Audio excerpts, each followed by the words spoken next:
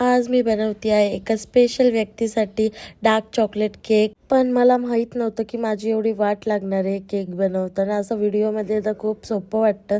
ज्यांच्याकडे सामान आहे ना, म्हणजे सगळं विस्कर अँड ऑल मेजरमेंटवालं मशीन, त्यांच्यासाठी ठीक आहे. पण माझ्याकडे काहीच नव्हतं आणि व्हिप क्रीम मी हाताने विस्क करत होती डिझाईनसाठी आणि माझी एवढी वाट लागली ना त्याच्यात, म्हणजे दुपारची मला पूर्ण संध्याकाळ 8-9 वाजले हा केक पूर्ण करायला.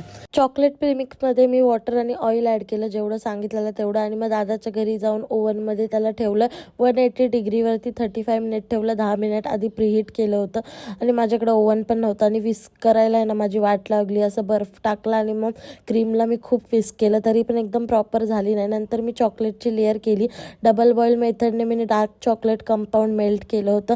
त्यानंतर काहीतरी नोझल एक घेतला आणि डिझाईन काढली. व्हिप क्रीम जेवढी झाली तेवढीच ॲड केली आणि हा टेस्टला खूपच भारी झालता. आय नो एवढा परफेक्ट नाही आहे, पण खूप भारी झालता टेस्टला. मेन तर ज्याच्यासाठी बनवला होता त्याला खूप जास्त आवडलेला आणि बाकीच्यांना पण खूप, कारण की शेवटी यात माझं प्रेम पण तर होतं. आणि बड्डे खूप भारी झाला. मला एक्सपेक्टेड नव्हतं तेवढा जास्त टेस्टी झालता. आणि तुम्ही असं नक्की ट्राय करा, पण आधी ना विस्कर नक्की घ्या, कारण की माझा हात जाम दुखलेला. भेटूया नेक्स्ट व्हिडिओमध्ये. Bye bye.